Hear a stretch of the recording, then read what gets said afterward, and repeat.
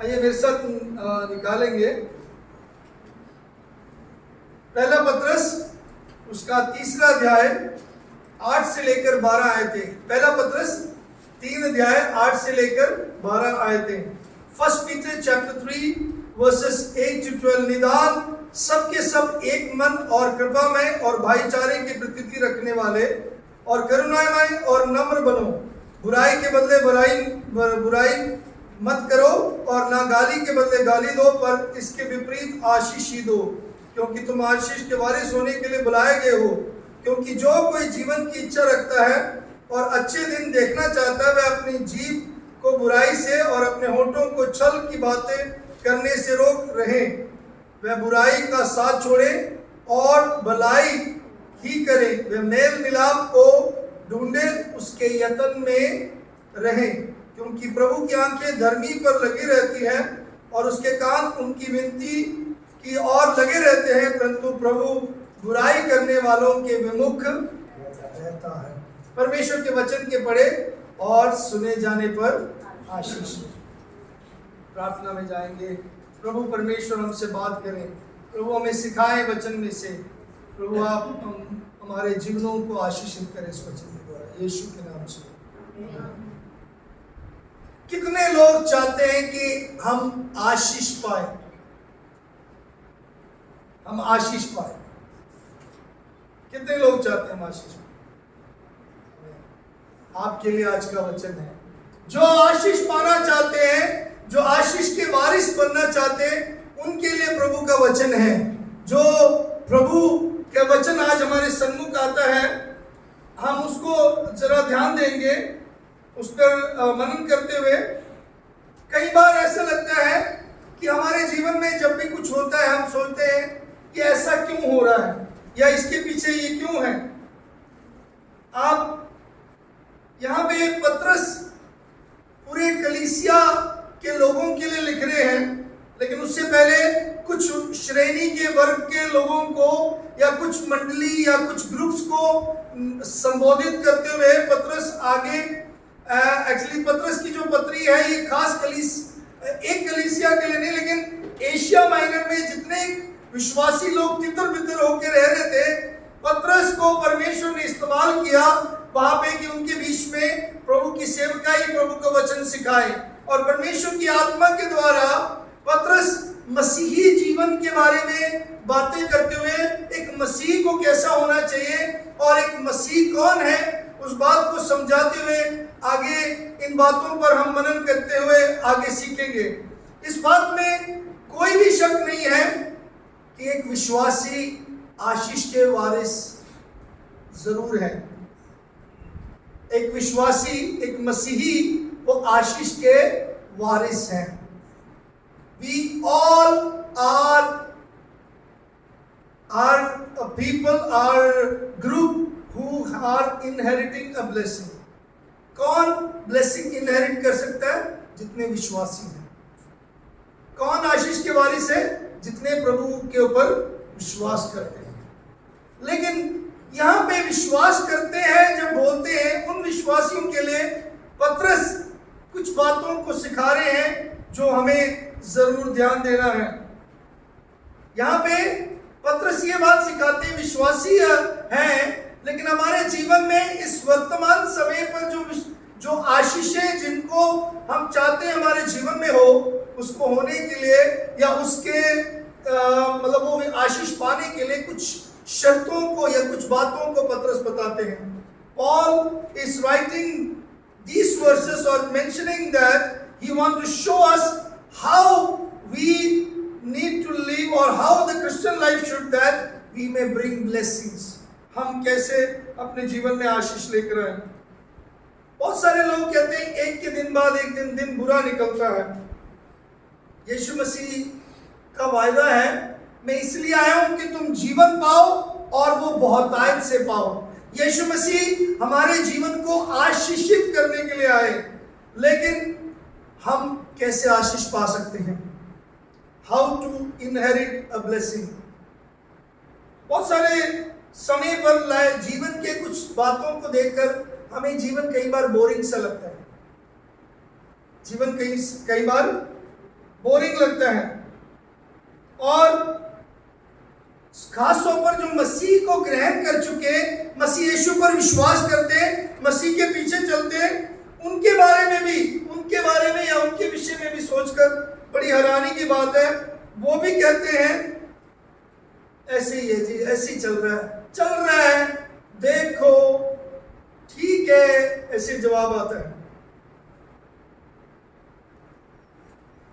कोई एक्साइटमेंट नहीं है, कोई एक जोश नहीं है जीवन में, या फिर कोई हर्ष नहीं है, कोई उत्साह नहीं है, किसी प्रकार का कोई आपके जीवन में या आपके बाहरी रवैया से ऐसा नहीं लगता कि सच में आप आशीष पाए हुए लोग हैं। मेरे प्रियो, अगर हम आशीष पाए हुए लोग हैं तो हमारे जीवन से भी ये प्रकट होना चाहिए। हमारा जीवन शैली, जो हमारे जीवन के जो रिश्ते हैं, उसमें ये प्रकट होना चाहिए। ये जो इस अध्याय में जो बात बताया गया है, ये बहुत साधारण है। और साधारण ये है कि जब तक हम जीवित हैं इस पृथ्वी पर विश्वासी होते हुए, अगर हमारे रिश्ते सही नहीं है तो हम आशीष के वारिस का हम हकदार नहीं है, या फिर हमारे में प्रकट नहीं हो रहा वाकई में कि हम आशीष में हैं कि नहीं। If there is problems in our relationships, if our relationships is not in order, then that means we are not inheriting the blessings. समझ रहे हो मैं जो कहना चाहता हूं? अगर हमारे रिश्ते सही नहीं है, रिश्तों में दरार आया है, या हम रिश्तों को बरकरार नहीं रख रहे, इसका मतलब हम आशीष में लोग नहीं हैं, आशीष के वारिस नहीं हैं। मेरे प्रियो, यहां पे जो मुख्य आयत है उस पर ध्यान देते हुए वचन को सीखेंगे। अगर आप दूसरों के साथ एक मन से सहमति के साथ जी रहे हैं, अगर हम एक अच्छे भलाई कर रहे हैं दूसरों के लिए, मेरे प्रियो, यहाँ पे पतरस बोलता है 10वीं आयत में, क्योंकि जो कोई जीवन की इच्छा रखता है और अच्छे दिन देखना चाहता है, अगर अच्छे दिन देखना चाहता है, उसके लिए ये वचन, अगर आप चाहते हैं कि आप प्रभु की आशीष आपके जीवन से प्रकट हो, आपके जीवन के अंदर से बाहर वो दिखे, वो एविडेंट हो, देन हमें इन वचनों को सीखना है। पहली बात, जिन्होंने आशीष को हासिल करना है वो एक मन होकर रहना है। क्या करना है? एक मन होकर रहना है। वचन पढ़ते हैं 8वीं आयत में, निदान का मतलब सबका निचोड़, सम ऑफ ऑल। मैं अभी सबका निचोड़ बताता हूं आपको, क्योंकि मसीह के दुख उठाने के बारे में पतरस बताते 2 अध्याय में, मसीह क्या उदाहरण देते हैं, मसीह जो जीवित पत्थर है, मसीह जो कोने का पत्थर है, मसीह जो बहुमूल्य है, उसके दुखों के बारे में बताते हुए हमारे आपसी रिश्ते को 3 अध्याय में बताते। कौन सा? पारिवारिक रिश्ता, एक पत्नी को पति को कैसा होना चाहिए, उस रिश्ते को बताते हुए अब वो बोल रहे हैं सबके लिए है। सम, निदान मतलब अब सिर्फ पति पत्नी के लिए नहीं, सबके लिए है। सिर्फ फैमिलीज की बात नहीं, यहां सबके लिए है। सो सबके सब एक मन और क्या हो, करुणा में रखने वाले,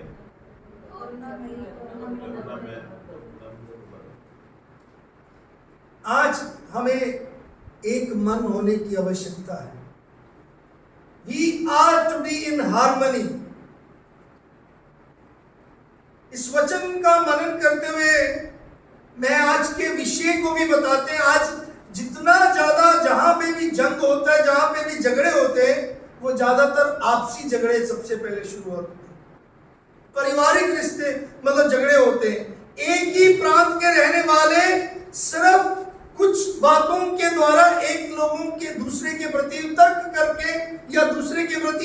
की भावना में, दूसरे के प्रति अपने जीवन में जो नहीं मिला उसके प्रति दुख मनाते हुए झगड़ा शुरू हो जाता है। आज हम जिस विषय के लिए प्रार्थना कर रहे हैं वहां पे भी यही विषय है। वहां विश्वासियों की कमी नहीं है। मैं चुरचानपुर में जाके आया हूं, वहां पे सड़क में चलते हुए सैकड़ों चर्चेस हैं, एक के बाद एक चर्च देखा मैंने। गांव में चर्चेस है और लोग भरे हुए चर्चेस में। आज भी लोग मसीह के पास आते हैं, मसीह विश्वासी बन जाते हैं, लेकिन आपस में एक मन नहीं है। हमारे अंदर हार्मनी नहीं है, हमारे अंदर मनसा नहीं है। मेरे प्रियो, वचन ने बताया हमें एक दूसरे के प्रति क्या करना है, एक मन रहना है। All of you be harmonious. यहां पे एक मन होने का मतलब है कि हम हर बात में एक सहमति देना, ये नहीं है, ये मुश्किल हो जाता है। मेरे सोचने से, या मैं कहता हूं मेरा राय ये है कि चर्च इस तरीके से चलना चाहिए। यहां से दूसरे भाई बोलेंगे नहीं, चर्च दूसरे तरीके से चलना चाहिए, शाम को लगना चाहिए। कोई बोलेगा चर्च जूम मीटिंग में चलना चाहिए, तीसरा बोलेंगे चर्च ऑनलाइन चलना चाहिए, चौथा बोलेंगे चर्च बड़े मैदान में चलाना चाहिए, बहुत बड़ी बिल्डिंग होनी चाहिए। हमारे राय बदल जाते हैं, लेकिन मुख्य में समझना क्या है, चर्च कौन सा है, चर्च क्या है, वचन चर्च के बारे में क्या बताते हैं। तो मैंने जो बताया वो ये है, मेरे और आपके राय में हम लोग फर्क है, लेकिन हमें क्या है, एक मन होना है। कहने का मतलब एक ही हमारा मकसद, एक ही हमारा लक्ष्य होना चाहिए हमारे जिंदगी। मेरे विश्वास एक होना चाहिए, मेरा लक्ष्य एक ही होना चाहिए, मेरा निशाना एक ही होना चाहिए। पुरान मतलब आदि के कलीसिया में क्या हुआ था, नए नियम की कलीसिया में वह खाने पीने के ऊपर तर्क करने लगे। तू शाकाहारी है, मैं मांसाहारी हूं, शाकाहारी नहीं खाना, सबत का दिन, इस विषय में आपस में तर्क शुरू हो गया। कपड़े ऐसे पहनना नहीं पहनना, उसने ऐसा बोला वैसे बोला। मेरे प्रियो, हम सब पढ़ते भी हैं, वचन में भी लिखा है, क्या है, दूसरों की आंख के तिनका निकालने से पहले अपने आंख का हटा दो। हम चीन भाषा में ऐसे लिखा है, do not remove a fly from your friends forehead with the hatches. मतलब किसी मित्र के माथे से आप मक्खी, क्या है, मक्खी मारने के समान से मत उड़ाना, क्योंकि उसके माथे पे लगता है, मक्खी तो उड़ जाएगी। हम भी कई बार ऐसा करते हैं। मेरे प्रियो, इसका मतलब है हम दूसरों को, क्या है, उनके रिश्ते जो हमारा उनके साथ है उसको हम खराब कर देते हैं कई बार। हो सकता है मैं और आप किसी बात में नहीं सहमत हो, लेकिन मेरे प्रियो, हमारा मकसद एक होना चाहिए, हमारा विश्वास एक होना चाहिए। रोमियो की पत्री में हम पढ़ते हैं, उसके 12 अध्याय उसके 16वें आयत को मैं चाहता हूं हम लोग सब पढ़ें और उस पर थोड़ा ध्यान दें। वहां पे लिखा 12वें अध्याय 16वीं आयत में, आपस में एक सा मन रखो, अभिमानी ना हो। हमें एक मन रखना है आपस में। मेरे प्रियो, इफिसियों 4 अध्याय 3 से 6 आयत में भी हम इस बात को, एक मन होने का मतलब वहां पे क्या है। इफिसियों की पत्री उसका 4 अध्याय और उसके 3 और 6 आयत, वहां पे इस प्रकार लिखा है, और मेल के बंध में आत्मा की एकता रखने का यत्न करो। एक ही देह है, एक ही आत्मा, जैसे तुम जो बुलाए गए थे, अपने बुलाए जाने से एक ही आशा है, एक ही प्रभु है, एक ही विश्वास, एक ही बपतिस्मा, और सबका एक ही परमेश्वर और पिता है, जो सबके ऊपर और सबके मध्य में सब में है। हमें एक मन, एक सा होना है। मेरे प्रियो, ये जो एकता हम ध्यान नहीं देते, एक नहीं होते, ये हमारे जीवन में कमियों को लेके आते हैं। We need to live in harmony. हमें एक मन होकर रहना चाहिए। अब मैं कैसे बताऊं आपको कि एक मन होना है? मेरा कहने का मतलब ये है, मेरा जो उद्देश्य है वो परमेश्वर का उद्देश्य होना चाहिए। यहाँ पे कलीसिया में हर एक का उद्देश्य है, मुझे अपने बच्चे को बड़ा करना है, मेरा अपना मकान होना चाहिए, मेरा कारोबार बड़ा होना चाहिए, मैं इस धरती पे सफल हूं, मेरा ये काम है, वो काम है। ये सब कुछ आपके अपने मकसद, अपने लक्ष्य हैं। लेकिन परमेश्वर का वचन बताता है, जब हम एक कलीसिया में, एक मसीह मंडली में मसीह के विश्वासी हैं, तो हमारा मकसद एक होना चाहिए। वो कौन सा मकसद है? कौन सा मकसद है? वो परमेश्वर का मकसद। Our purpose should be God's purpose. मेरे प्रियो, let's be of one mind. हम एक मन के हो जाएं, क्योंकि मेरे और सोचने में तभी आप में से कई लोग हमारे साथ या कई विश्वासी मिलकर नहीं चलते। आपका मन एक नहीं है, इसलिए आपको अगर किसी को बीमारी आई, किसी को प्रॉब्लम आया, कुछ लोग कंसर्न करते, कुछ लोगों को परवाह ही नहीं है कौन है वो, क्यों बीमार है वो।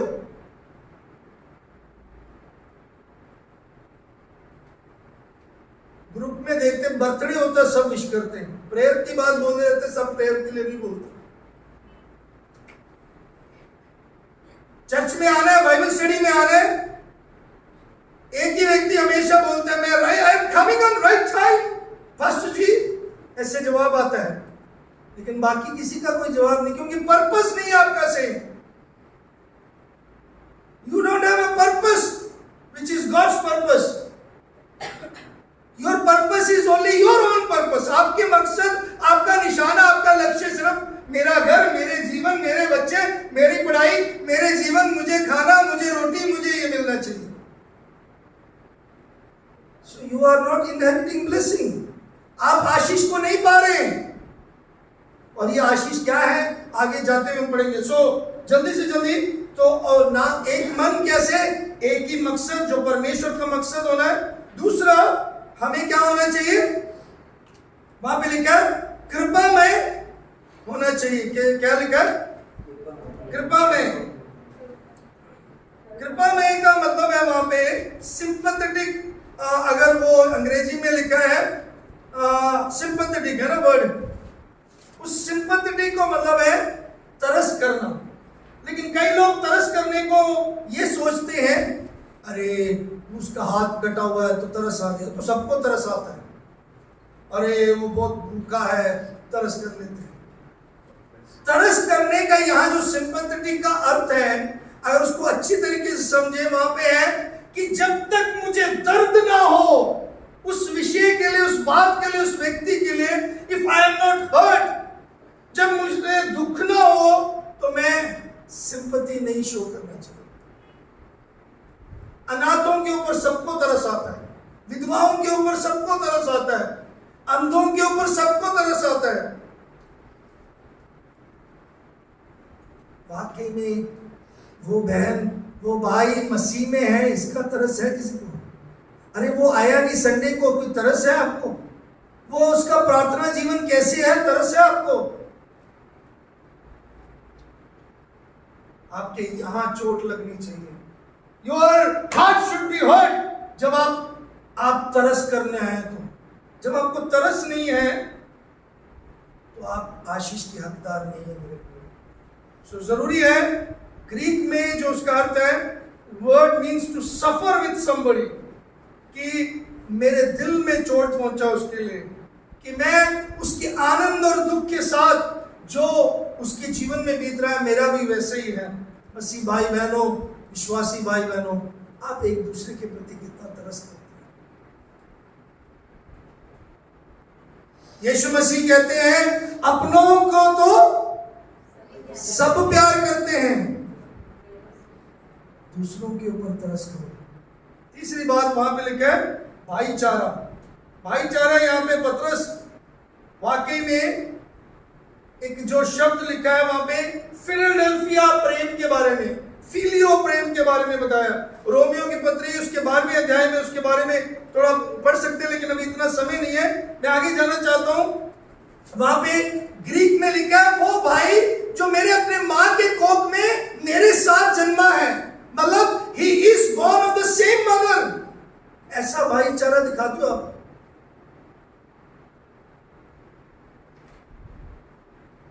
भाई राहुल, भाई गुरप्रीत, भाई अमित या भाई रवि या कोई भी जन हो, भाई रमेश, कोई भी हो, वो मेरे सगे भाई के जो समान है, क्योंकि उनका भी उसी लहू के द्वारा उनका छुटकारा हुआ है, जिस लहू के द्वारा यीशु ने मुझे छुड़ाया।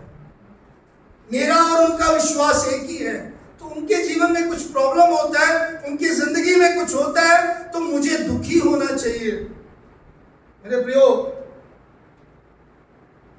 हम कितना प्रेम करते हैं एक दूसरे से, कितना हम एक भाईचारे का वो प्रेम दिखाते हैं। सिर्फ कहना नहीं है भाईचारा,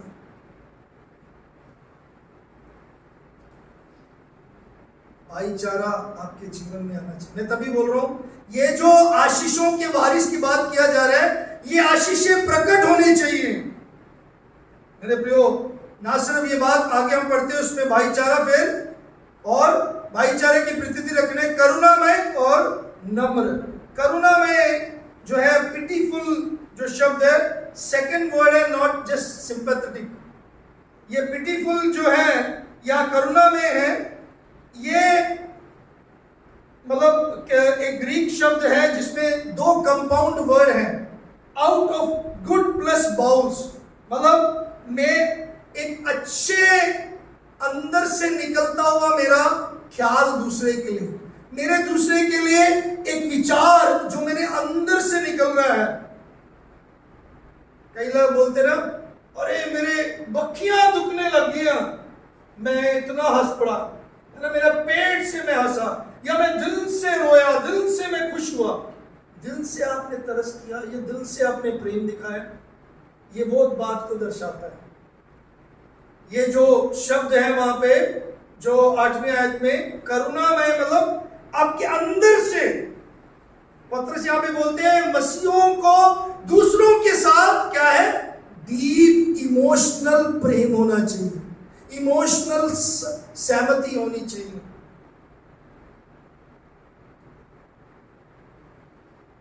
हम कई बार क्या करते हैं, तिरस्कार कर देते हैं, हम छिपा लेते हैं, हम मतलब अनदेखा कर देते हैं। और मैं आपको बताना चाहता हूं, जितना आप अनदेखा करते हो उतने आप आशीष के वारिस नहीं है। वचन बताता है, ये मैं नहीं बता रहा, वचन में ऐसे लिखा है। हमेशा हम क्या करते हैं, जब कोई जरूरत में है, जब कोई मुश्किल में है, हम क्या बोलते हैं, बहाने मारते रहते। क्या बोलते हैं?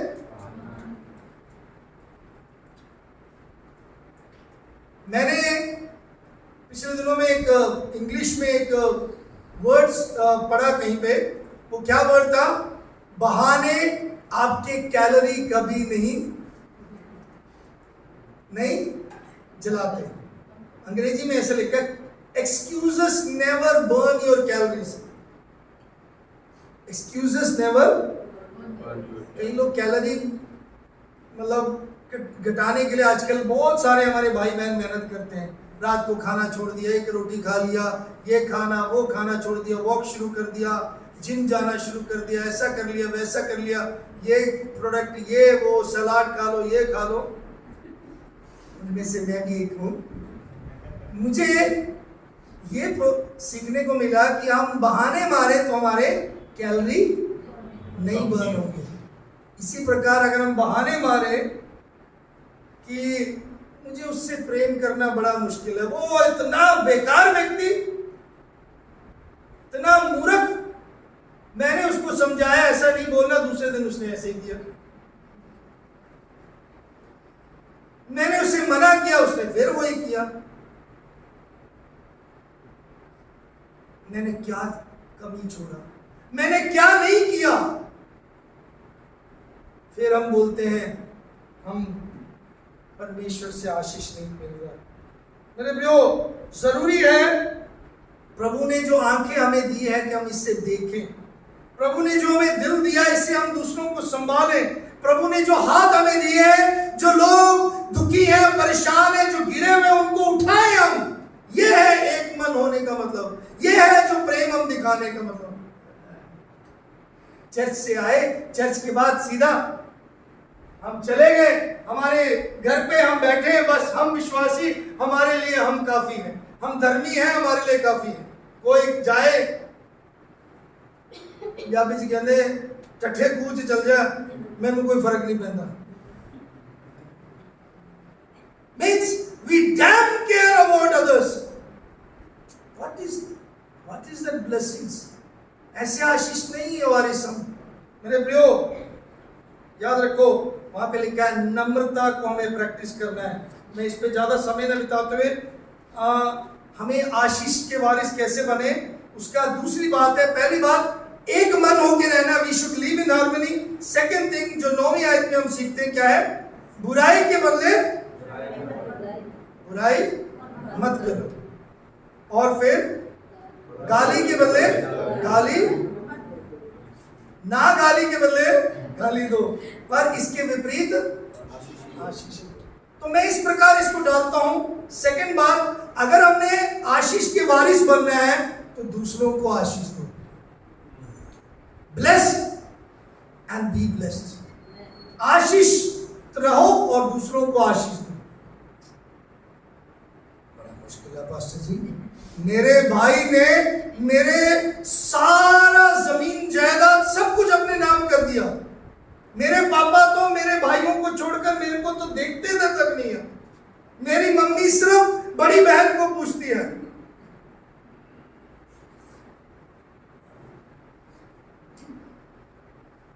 उसने मेरा ले लिया, अरे मेरे साथ बड़ा हुआ, मेरे साथ पला पड़ा, मेरे ही कमरे में रहकर देख लो वो कितना ज्यादा उसके पास आईफोन आ गया, मेरे पास नहीं है।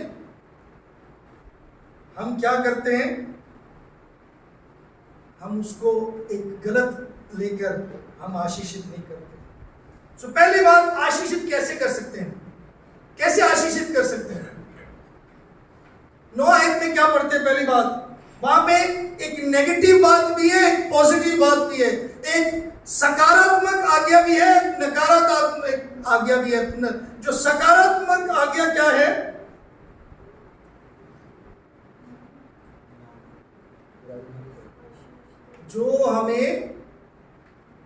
जो हमें हमारे साथ बुराई करते हैं उनको क्या करना है, आशीष देना है। और नकारात्मक क्या है, बल्कि उनको क्या ना करें, गाली ना दें। एकदम से घर पहुंचे, हमें कोई ऐसा माहौल पता लग जाए कि ये मेरे साथ हावी हो रहा है, हमारा मुंह फट, हम वो बा मा भा सा सी सब निकाल देते हैं। तेरी मिस्टर, वो तेरा बास्टर्ड, तेरा ये वो, ऐसा करके कई चीजें। सॉरी, बट मेरे कहने का मतलब, हमारे मुंह से हम इतना बुरा भला कहते हैं। हो सकता है पति पत्नी को कहे, हो सकता है पत्नी पति से कहे, हो सकता है माँ बाप बच्चों से कहे, हो सकता है आप अपने पड़ोसी से कहें, अपने भाइयों से कहें, अपने बहन से करें। लेकिन प्रभु के वचन में लिखा है, तुम एक ही मुंह से तुम चर्च में बैठकर हालेलुया बोल के आए हो, उसी मुंह से तुम आके घर में गाली निकाल रहे हो। How can it be possible. Yakub की पत्री 3 अध्याय में लिखा है, इसी जीभ के कारण जो आग की तरह जलाते हैं, उस जीभ से, इस जीभ के द्वारा तुम प्रभु की महिमा भी कर रहे हो और तुम निंदा भी करते हो उसकी। याद रखें, हमें कैसे रहना है, जीभ को कैसे रखना है, बुराई के बदले बुराई मत करो और गाली के बदले गाली ना दो, इसके विपरीत आशीष ही दो। मेरे प्रियो, जो आपका निंदा करते, जो आपकी बेइज्जती करते हैं, आपको कितना बुरा लगता है? If anybody insults you, how much you feel bad about that? खास तौर पर जो ऊंचे दर्जे पर पहुंच जाते हैं, जो अपने आप को ऊंचे दर्जा दूसरे स्थान पे समझते हैं या रखते हैं या है, मैं उनके लिए भी कह रहा हूं, हमें कितना बुरा लगता है कोई हमारे बेइज्जती करे।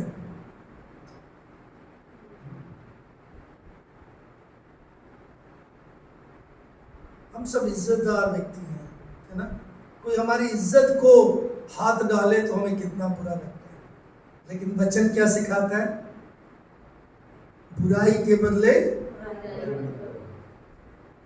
उसने मेरी बेइज्जती की, अब मैं उसको नहीं छोड़ूंगा, अब मैं नहीं छोड़ूंगी, अब उसके लिए मैं टाइम निकाल कर जैसे उसने मेरी बेइज्जती की उसका भी बेइज्जती करूंगा। यहां बैठे हुए कईयों ने ऐसा सोचा है ना?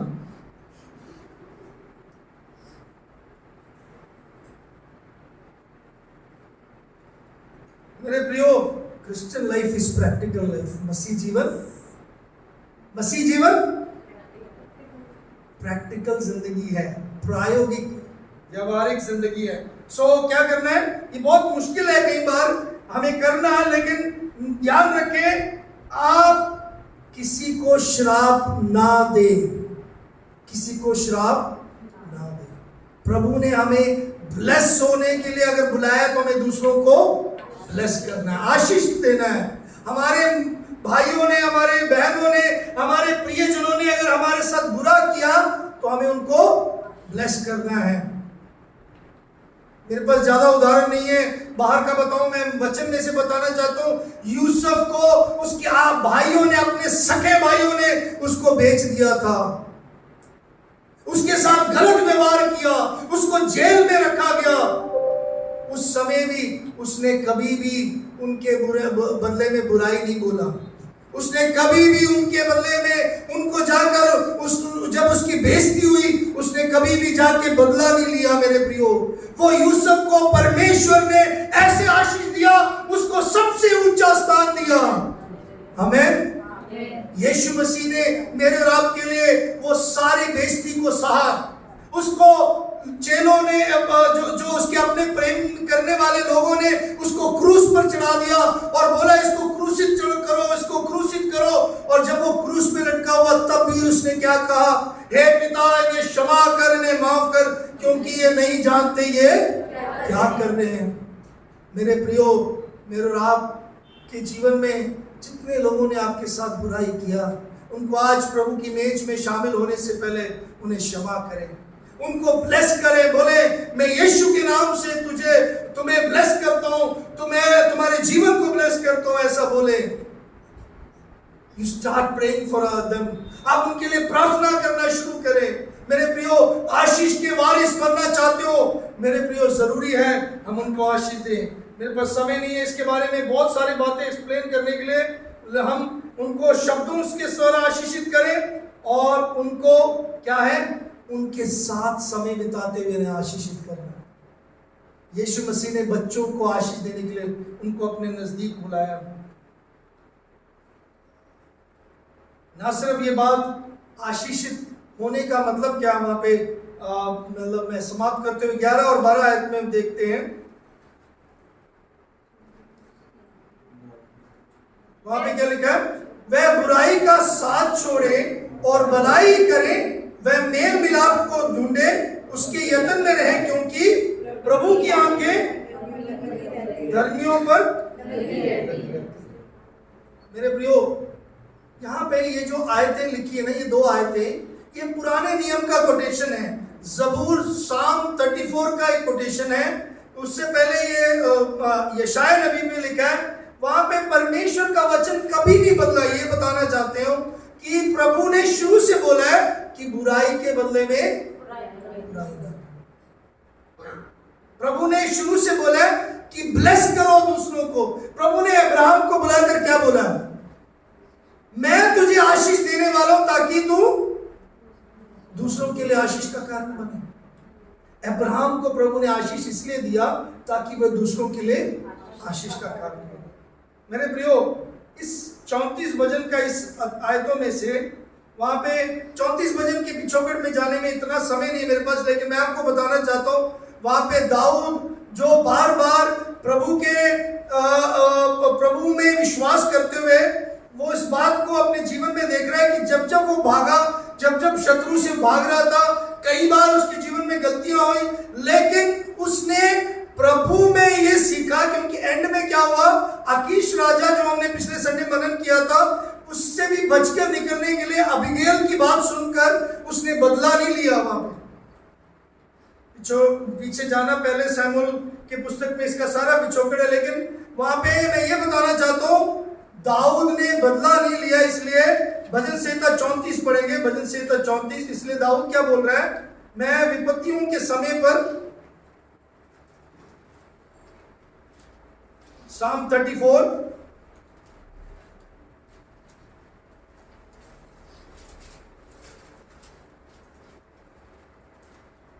मैं हर समय यहोवा का धन्य कहा करूंगा, उसकी स्तुति निरंतर मेरे मुख से होती रहे। मैं यहोवा पर घमंड करूंगा, नम्र लोग ये सुनकर आनंदित होंगे। मेरे साथ यहोवा की बड़ाई करो, आओ हम मिलकर उसके नाम की स्तुति करें। मैं यहोवा के पास गया, तब उसने मेरी सुन ली, मुझे पूरी रीति से निर्भय किया। जिन्होंने उसकी ओर दृष्टि की उन्होंने ज्योति पाई, उनका मुंह कभी काला ना होने पाए। इस दीन जन ने पुकारा, तब यहोवा ने सुन लिया और उसके सब कष्टों से छुड़ा लिया। यहोवा के डेरेवियों के चारों ओर उसका दूत छावनी किए हुए उनको बचाता है। परख कर देखो कि यहोवा कैसा भला है, क्या ही धन्य वह पुरुष जो उसकी शरण लेता है। दाऊद ने परख कर देखा है, दाऊद ने यहोवा का शरण लिया है, और इसलिए आगे बोलते हैं, हे यहोवा हे पवित्र लोगों, उसका भय मानो, क्योंकि उसके डेरेवियों को किसी बात की घटी नहीं होती। ये आशीष दाऊद ने पाया। और आगे बढ़ते, जवान सिंहों को तो घटी होती है, वे भूखे भी रह जाते हैं, परंतु यहोवा के खोजियों को किसी भली वस्तु की घटी ना होगी। हे लड़कों, आओ मेरी सुनो, मैं तुमको यहोवा का भय मानना सिखाऊंगा। वह कौन मनुष्य है जो जीवन की इच्छा रखता और दीर्घायु चाहता है, ताकि भलाई देखे, अपने जीभ को बुराई से रोक। यही आज हमने सीखा, अपने जीभ को बुराई से रोक। आपका जीभ आपके लिए वो हथियार है जिसके द्वारा आप अपने जीवन के लिए और दूसरों के लिए श्राप और आशीष देते हो।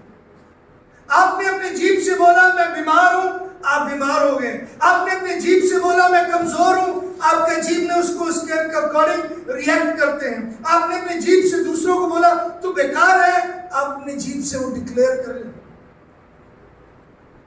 याद रखो, अपने जुबान को नियंत्रण करना है, अपनी जीभ को नियंत्रण करना है। आप बकबक करना नहीं है, आपको जो दिल चाहता है वो दूसरों को बोलना नहीं है, दूसरों की बुराई नहीं करना, दूसरों की निंदा नहीं करना, दूसरों को अपने से बेहतर समझना है। कई बार हम ध्यान नहीं देते कि हम बच्चों के सामने भी वो बातें बोलते हैं जो हमें बोलना नहीं चाहिए। ध्यान दीजिए, माता पिता बच्चों वाले, या आपके जिनके बच्चे होने वाले या बच्चे पाल रहे हैं किसी ना किसी तरीके से, बच्चे भी ध्यान दीजिए। आप बच्चों को रीस ना देना, ये वचन में लिखा है। आप उनको हमेशा एक नकारात्मक बोलते हैं, तू पढ़ता नहीं, तू बेकार है, तू लड़ाई करता है, तू ऐसा है वैसा बोलते बोलते वैसे ही हम उसके ऊपर रिएक्शन देते हैं।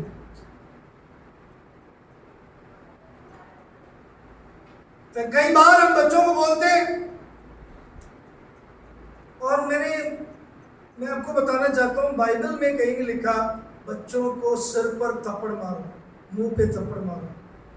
बच्चों की ताड़ना करना लिखा है, लेकिन थप्पड़ मारना, उसके ऐसा करना एक गलत इंप्रेशन, गलत पड़ जाता। बच्चों की बात कर रहे हैं। कहीं आप लोग बड़े सोच रहे होंगे, अरे तो मैं तो अपने पत्नी को भी मारता हूँ, मैं तो अपने पति को भी मारता हूँ। वो भी गलत है।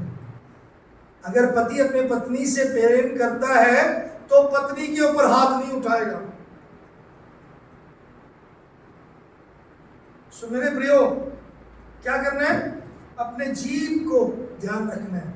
हम बच्चों के सामने कुछ भी बोल देते हैं, कई बार हम आपस में बोलते हैं, कई बार हम अपने जीवन की वो बातें बोल देते हैं जो वो लोग, आपको नहीं ध्यान रहता, वो लोग उसको कैप्चर करते हैं और बाद में वो अपने दोस्तों के साथ बोलते हैं। याद रखो, आशीषें क्या है? 12वीं आयत में लिखा है, हाँ जी, क्योंकि प्रभु की आंखें धर्मियों पर लगी रहती हैं। क्योंकि प्रभु की आंखें धर्मियों पर लगी रहती हैं। कितनी एक सुंदर बात है। प्रभु की आंखें जो है हमारे पर लगी रहती है और रात दिन वो लगी रहती है। वो हमारी रखवाली करते हैं, वो हमारे सुरक्षा के लिए है, वो हमारे संभाल के लिए। उसकी आंखें हमारे हर दशा में, हर परिस्थिति में उसकी आंखें हैं। मेरे प्रियो, जब हम कैसे रहेंगे तो ये आशीष को देखेंगे कि उसकी आंखें हमारे ऊपर है, जब अपने जीभ को बुराई से बचाए रखेंगे। याद रखना, ये कहावत भी और एक सच्ची बात है। क्या है? मुंह से निकला हुआ वचन और कमान से निकला हुआ तीर कभी वापस नहीं आता। विश्वासी भाई बहनों, मैं आपसे कह रहा हूं, आपके मुंह को संभालो। आपके मुंह के वचन क्या है? भजनकार बोलता है, प्रभु मेरे मुंह के वचन तेरे सन्मुख ग्रहण योग्य हो। गाली ग्रहण योग्य नहीं है, उसकी बुराई करना ग्रहण योग्य नहीं है, उसके बारे में गलत बोलना ग्रहण योग्य नहीं है, उसको हमेशा नीचे गिराना ग्रहण योग्य नहीं है।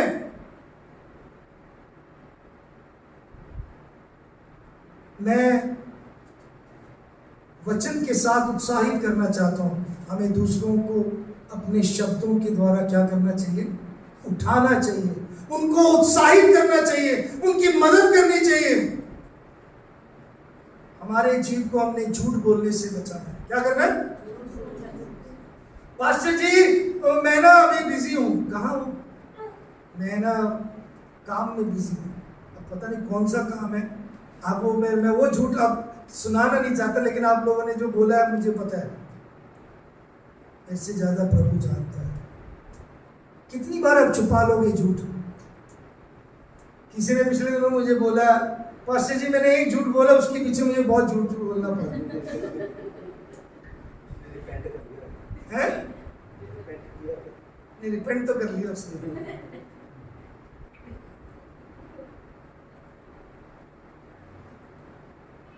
हमें बुराई से बचना है और क्या करना है? क्या करना है? भलाई करना है। आइए हम इसके समाप्ति में ये दो वचन ध्यान से देखकर बस उस पर समाप्त करेंगे। क्या है? भलाई। हम वापस आएंगे अपने पहले पत्रस में 3 अध्याय में। वहां पे क्या लिखा है? क्योंकि जो जीवन की इच्छा रखता है और अच्छे दिन देखना चाहता है, अपने जीव को बुराई से बचाए, अपने होठों को छल की बातें करने से रोक रहे, और वह बुराई के साथ छोड़े और भलाई करे, मेल मिलाप को ढूंढे, उसके यत्न में। मेल मिलाप करना या करने में लगे रहना आसान नहीं है। इसलिए वहां पे ये वर्ष, ये शब्द स्पेशली मतलब जोर देने के लिए लिखा है, यत्न के साथ करें। मुझे कई बार बड़ा मुश्किल है मेल मिलाप करना भाई के साथ। मुझे कई बार मुश्किल है मेल मिलाप करना उस बहन के साथ या इस भाई के साथ। मुझे लेकिन यत्न करना है, क्योंकि प्रभु मुझसे यही चाहता है। इसी द्वारा मेरी आशीष बनी रहती है। मेरे प्रियो, याद रखें, जो 12वीं आयत में जो वचन, जो आशीष पाने के लिए क्या करना है? हमें क्या करना है? बुराई से दूर रहना है। बुराई से दूर रहना है। यहाँ पे पाप अकेले नहीं, बुराई से दूर रहना है। बुराई से बुराई से बुराई से दूर रहना है। बुराई से दूर रहना। और क्या करना है? क्या क्या और करना है हमें? क्या मतलब बुराई से दूर रहकर क्या करना चाहिए? मेल मिलाप और भलाई करते रहे। मेल मिलाप बहुत जरूरी है, भलाई करना बहुत जरूरी है। मेरे प्रियो, परमेश्वर यही चाहता है। और वहां पे 12वीं आयत में लिखा है, अगर ये करेंगे हम तो क्या होगा? तो प्रभु हमारी सुनेगा, हमारे ऊपर उसकी आंखों की दृष्टि हमारे ऊपर लगी रहेगी। मेरे प्रियो, मुझे नहीं मालूम आपकी जिंदगी में आप आज इन आशीषों को अनुभव कर रहे कि नहीं। आपने प्रभु से आपके प्रार्थनाओं को उत्तर मिल रहा है कि नहीं?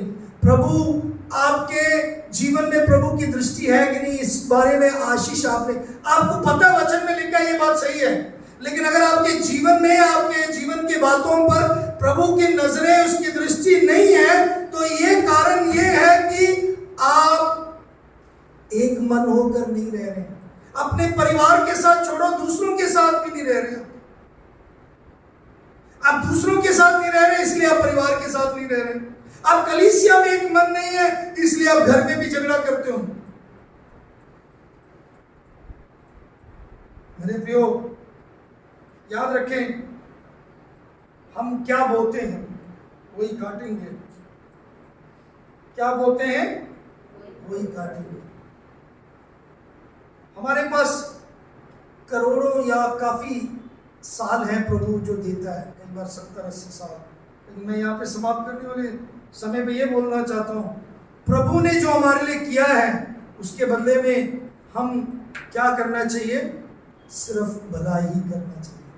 इतनी आशीषें उसने दिया है। सुबह हम गिन रहे थे, उसने हमारे पापों को क्षमा कर दिया, उसने हमें यीशु मसीह को दे दिया, उसने हमें जीवन दिया, पाप को उसने नाश कर दिया, शैतान के ऊपर उसने विजय दिया, उसने हमारे प्रार्थनाओं को सुना है, उसने हमें छुटकारा दिया है, उसने हमें चंगाई दी है। तो हमें क्या करना चाहिए? मेल मिलाप से, तरस करते हुए, प्रेम करते हुए, भाईचारे में एक मन रहकर हमें जीवन व्यतीत करना है। कलीसिया, अगर आप आशीष के वारिस बनना चाहते हैं तो ये कार्य करें। आप आपस में प्रेम करें, स्वार्थी ना बने, एक दूसरे का कदर करें, एक दूसरे के बारे में ध्यान रखें, एक दूसरे के बारे में फिक्र करें, एक दूसरे के लिए प्रार्थना किया करें, एक दूसरे की मदद किया करें, एक दूसरे के ऊपर तरस करें, एक दूसरे को दिल से उनको संभालें, उनकी सहायता करें। सहायता करना केवल पास्टर का काम नहीं है, जरूरत को सुनना केवल पास्टर का काम नहीं है। आपके जीवन में आपने कितनी बार पूछा आपके बगल में जो बैठे, भाई आप कहाँ से आते हो? भाई या बहन, आपके जीवन में कोई प्रॉब्लम है, मैं आपके लिए प्रार्थना कर सकती हूँ या कर सकता हूँ? अगर ये नहीं है तो आपके पास आशीषें नहीं है। आज हम प्रभु की मेज में आने से पहले हम अपने लाइफ को देखें, मेरे और आपके लाइफ कैसे जिंदगी है, और ये एक ही प्याले में से हम पीने जा रहे हैं, एक ही रोटी में से हम लेने जा रहे हैं। इसका मतलब है हमें आपस में एक मन रहना है। चाहे आप बंगाली हैं, चाहे आप मद्रासी हैं, चाहे आप पंजाबी हैं, हरियाणवी हैं, चाहे आप यूपी के हैं, यहाँ पे कोई फर्क नहीं पड़ता। चाहे आप काले हैं, गोरे हैं, प्रभु के सामने कोई फर्क नहीं पड़ता। प्रभु किसी का पक्षपात नहीं करता। चाहे आप यहूदी हैं, यूनानी हैं, कोई फर्क नहीं पड़ता। चाहे आप अमीर हैं, गरीब हैं, प्रभु के सामने कोई फर्क नहीं पड़ता। आप पढ़े लिखे हैं, आप कम पढ़े हैं या अनपढ़ हैं, प्रभु के सामने कोई फर्क नहीं पड़ता। प्रभु का लहू सबके लिए एक समान है, प्रभु का देह सबके लिए एक समान है, प्रभु का मारा जाना, प्रभु का कार्य जो क्रूस पर हुआ, वो सबके लिए एक समान है।